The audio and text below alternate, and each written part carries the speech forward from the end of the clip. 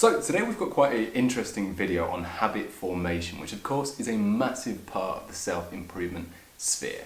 All these habits that we like to talk about, things like meditation, cold showering, even more like kind of artistic ones, things like reading or writing, things like that, they're all down to whether you can form a habit. And there's a lot of studies on this, a lot of academic literature, which is very interesting and quite insightful.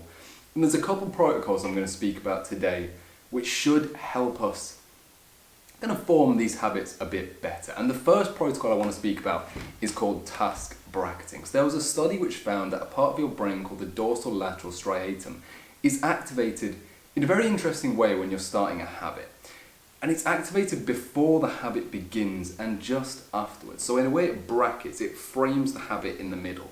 It's not a part of the brain active while you're doing the thing, but before and after it is. So we speak about something like meditation, for example, and it's very active just about as you're going to go into kind of that meditating phase, but also afterwards. So the first protocol that comes out kind of based around that is a practice of visualization. So it's when you want to start a habit, something like meditation, it's important to visualize yourself in the run-up to meditating, exactly how you're going to meditate and things like that. So maybe it's interesting to kind of visualize yourself opening up your guided meditation app, setting a timer, doing things like that. And it sounds like a very kind of vapid thing to do, but there's genuine scientific literature that shows that even just visualizing things once and activating those brain pathways in that kind of way can be quite useful in forming that habit a bit better. So that's the first one, is visualization.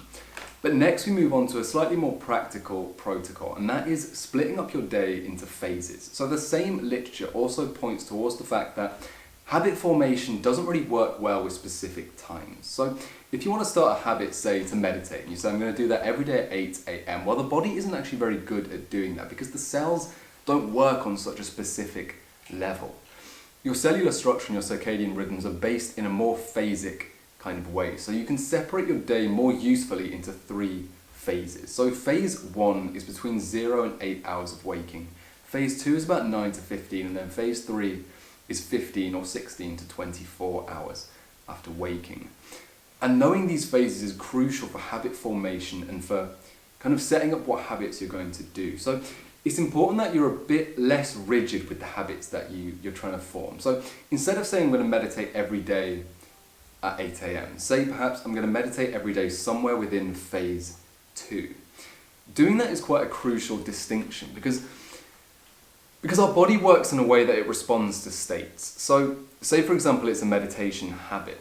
You might not be able to do it at the exact time that you want to do it every day because your body will be in different states. Maybe it won't be in a state that's calm enough to meditate. Maybe you'll be too anxious to meditate. And so splitting it up into phases is quite useful. So let's go over each of those phases.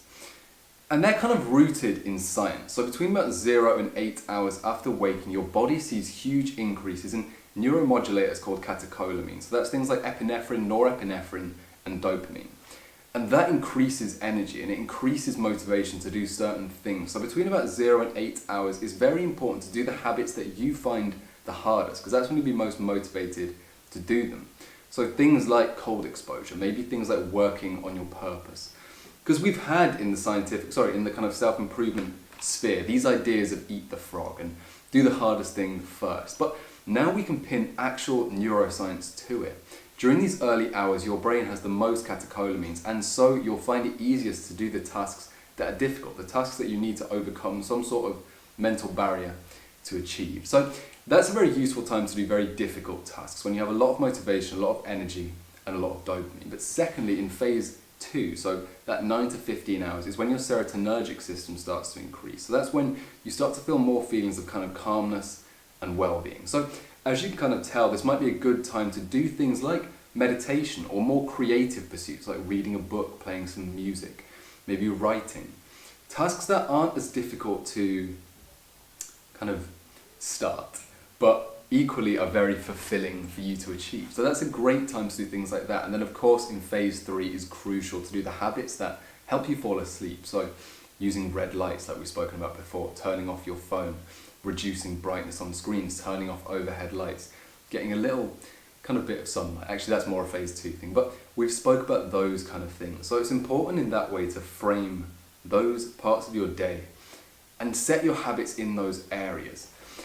What this also does, if you remember task bracketing, is it will set your brain up for doing difficult things between 0 and 8 hours. Your dorsolateral striatum will be active between those times, and so it will bracket that time of your day to make those habits easier once you start making it a repetitive process. So that's the first two protocols that we have, which are quite useful. We have the visualization protocol and the phasic protocol. So separating your habits into different phases of the day, your hardest and maybe newest habits in the first portion.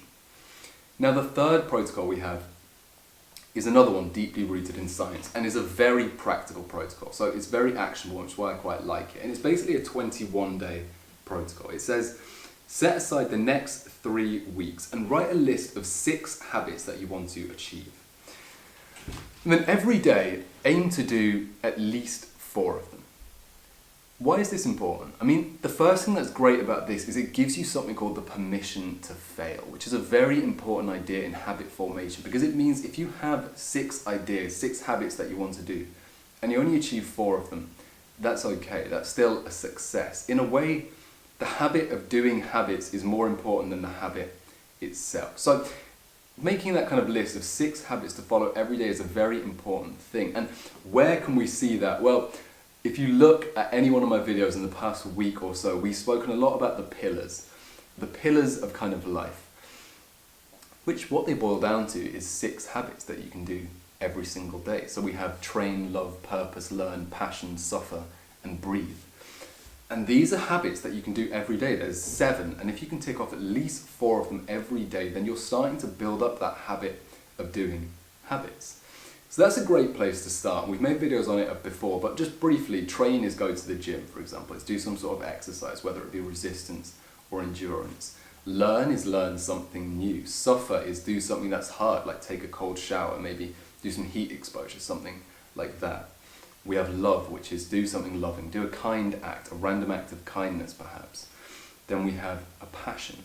So something that you're passionate about, maybe reading a book or playing a musical instrument. Purpose, something that's good for your work, a purposeful job perhaps. And then what was the last one we had was breathe, which is a very simple one. It's basically meditate. Take a time in your day to do some sort of meditation, maybe a non-sleep deep rest, maybe a yogi nidra, or simply just a closed eye meditation is what I personally do, and it's quite an easy one. I've made a lot of videos on that, on how to meditate, the benefits of meditation, things like that. So that's a great kind of base point, a great foundation of where to do your habits. And why that's also very interesting, and I was thinking about it today, is because it's a bit more broad. I mean, one thing that's very clear in the habit forming literature is the more rigid you are about your habits, the less likely you are to turn them into habit. And if you look at this kind of list that we've created now, the kind of pillars that I like to call them, you have things like suffer perhaps, like purpose, or like passion, which can mean a lot of different things. So for example, I can tick off my passion thing if I play a guitar, or if I read a book, or maybe if I go on a date with my girlfriend. These are all things that I'm passionate for. With purpose, maybe I can write a book one day, or the other day I can make videos like this, or I can work on a different project. Learning can mean many different things. Learning a language, learning psychology like I'm doing at the moment. There are lots of different ways that you can do that. So again, it's a very useful framework for habit formation is to pick 6 or 7 habits, use the pillars if you're new to this and you're struggling for ideas, and just aim to do 4 or 5 of them a day. Well, that's basically the video. We've covered habit formation. I'm going to do a few other videos now on how to break habits as well, which might be quite useful for a lot of you. But if you gained any value from that video, drop a subscribe, give me a call, or join the Discord and chat to me over there. But I'm so proud of you, brother. Manifest excellence. I'll see you tomorrow. Goodbye.